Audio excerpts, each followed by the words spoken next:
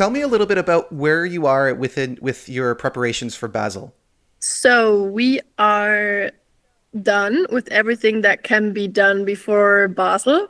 Like we did the staging, we have the outfit, we know how we want everything to look like. But now, when we're heading to Basel, we have to kind of see if all the things that we've came up with, if they really work on the big stage. So that will be exciting, and I'm really looking forward to see how that's going to turn out. So this, I imagine, are the technical rehearsals that they do in Basel with the stand-in performers. Yes. So you haven't seen any of that yet, have you? I haven't seen like my team has seen it. I haven't seen it, but I kind of want to see it because that Ah. must be so cool to see someone do the stuff that I will be doing on stage. So I'm gonna ask them if I can get the video. Yeah, well, I mean, I imagine sooner is better than later. And my understanding is that it's always like it's exciting, but you always have to kind of like tailor your expectations to understand that like it is a work in progress and that there will be plenty of time to refine the small details. But I imagine it's still exciting nonetheless. Yeah, it's funny because obviously I'm working with people who have already done Eurovision before. Like my creative direction for the staging, the whole delegation, and they all said what you've been just saying right now. Like it's a work in progress, and the first rehearsal you're gonna probably be like upset with some stuff, and then we're gonna change it, and then the second one is gonna be like amazing, but you'll still wanna like you know do stuff. So they've been preparing me for that. But I think in my head, I'm just so excited. I think everything's gonna be like amazing. So let's see. So let's talk about your song Voyage. I'm going to say I have to stop myself from saying Voyage because that's a different song, even though you do say you do say Voyage twice.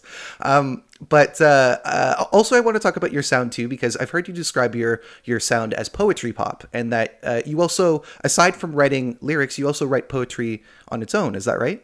Yeah, sometimes on social media, I write just poems because I love poetry. And yes, I call my music genre poetry pop just because I think melodies are so important. But what makes a good melody for me, like a favorite song, is when the lyrics are also like emotional or just well written. And I love just how lyrics can really make a difference. And I think I write in French and German sometimes just in German, sometimes just in French, like with Voyage. Sometimes I mix both languages, but I think both languages for me are so poetic. It's just a different kind of poetry. With French, it's more soft and like kind of makes me want to escape reality, which is also what I do with Voyage. But German is like a poetry where I can talk about real things happening in the real world. So yeah, it's I love lyrics, and I wrote the lyrics of Voyage myself, so it's really a message that is really close to my heart. I find that so fascinating because I've heard other artists say, if they're multilingual artists, that they will find that certain emotions are easier to express in different languages. And I'm curious as well because I've seen you sing in English. What do you think? Because you've already touched on like how French and German can allow you to be different outlets for different feelings and different experiences. How about English? Do you think there would be something unique to English that you could express? I think there are just some sentences in English where I feel like I can say things that I could never say in German. Like some sentences you can say in English and it sounds good and completely fine. Whereas in German, if you would say the same thing, it would be like a completely different genre. It would become like Schlager, which is more like a completely different style than from what I do. And that's why I love English as well. Like I write a lot in English for other artists, or I also have kind of side project that's not called Zoe Mays, like a completely different thing, where I write Okay. songs for DJs in English. So it's just, I think every language really has its own charm, its own like beauty, and allows you to also tell different stories. I think that's really it's true. I think a lot of people might be hearing this and think that you're kind of teasing the Schlager rework of Voyage. No, Could but you imagine? that would be funny. But I think what I would want to do is I would love I mean, I heard some of the Eurovision community translate Voyage to their languages. Like I heard it in English, I heard it in Spanish, and I think that sounds so cool. So what I would want to do is have Voyage in all the different languages, and obviously I don't speak all these languages, so no way for me to write in those languages. Mhm. But I would love to have like people from the community translate the song to even more languages and just yeah hear what it sounds like, because that's I think something that's really special for me as an artist to hear someone sing like my song in their language. That's just beautiful. Well, this is a beautiful segue because there's one lyric that I wanted to translate and highlight because I think it's so central to Voyage. So one day you'll understand that flowers are more beautiful when you water them. You've cut me so many times. Tell me about what your thoughts and feelings were when you wrote that lyric. But this lyric for me is the message of Voyage. I thought when I wrote a song, like my inspiration was that I thought there is a lot of negativity in the world, and I feel like we need to come together as people and spread kindness, be just, yeah, I don't know, like kind of win again with just being kind and loving each other. Which is why I thought, well, how can I take this message and put it in an image that people will understand?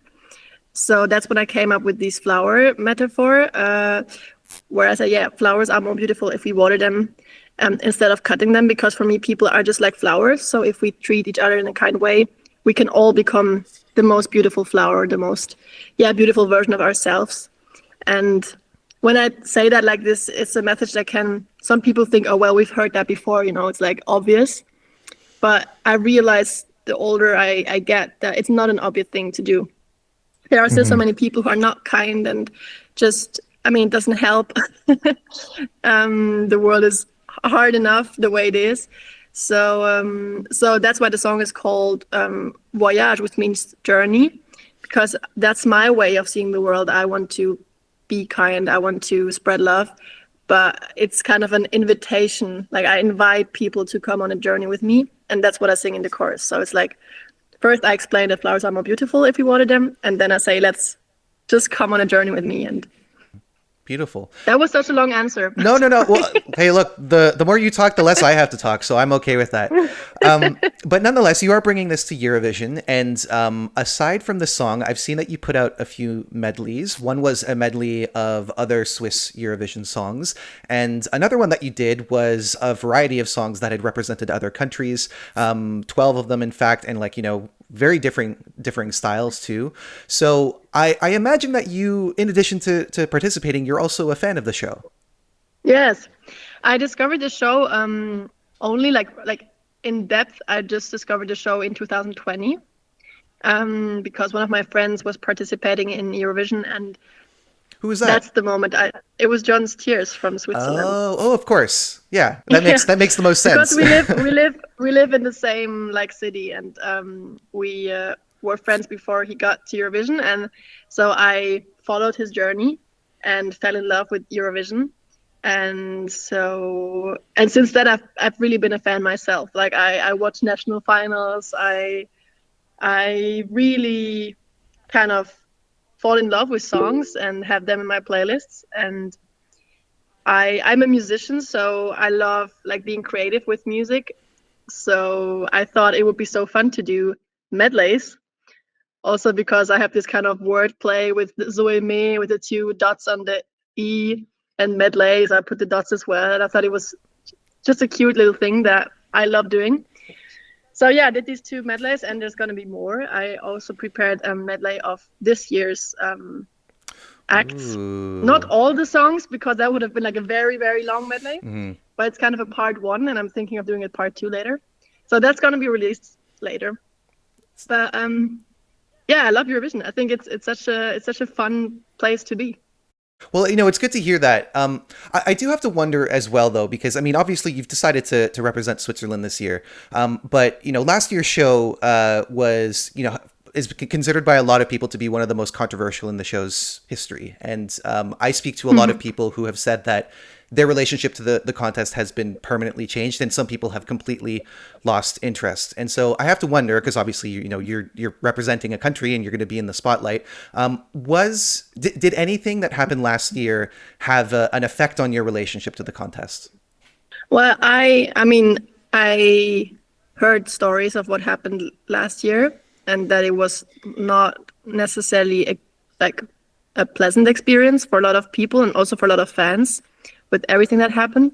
And that's why I think I wanted to still like be part of the show, because I think, at least that's what I think with my song, where I sing like we have to be kind to each other and we have to come together. I wanted to go on stage and spread this message for the community, but also like the Eurovision community, but also for the world in general.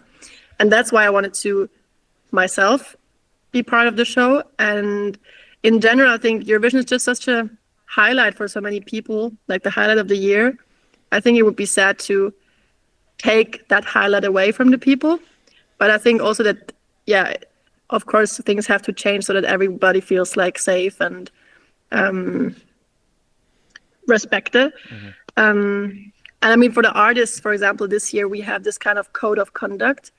It's a document called like that, where there are easy rules, like you have to be kind to each other, you have to, I don't know, not say mean things about the others. And when I read that, I was like, well, but that's obvious. But apparently it's not. And so I think it's important for me to go to Eurovision and just, yeah, show that I think we need to be kind and that it has to become an obvious thing again. Okay. I know I don't have much time much time left with you. So I suppose just to end things off, what are you looking forward to most when you arrive in Basel? Firstly, like you are about a week away from landing? Yeah, we're gonna be in Basel starting from the 7th of May. Okay. And so what are you going to be looking forward to when you arrive there on the 7th? Do you have like something planned to do when you land on the ground? Well, when we get there, we're directly gonna work. It's really first work and then fun, because there are gonna be a lot of activities for the artists to do. So we're gonna discover Basel and all its beauty. And of course, I was born in Basel, so I know a lot of like places in Basel, but it's still different, I think, to discover it through the eyes of like a Eurovision act and like with all the other artists and the fans. And I'm looking forward to seeing Basel turn into a Eurovision city. That must be exciting for somebody who was born there. So yeah, and having seen how the city can come to life in other places, I think that'll be something really special for you. Yeah. But nonetheless, we have to leave it there. Zoe, thank you so much. This was really lovely to chat with you. And thank you so much. Maybe we'll be able to catch up again when we're there in Basel. That would be sweet. Yeah. Okay. Take care. I'll see you soon and have a great day. You too. Bye.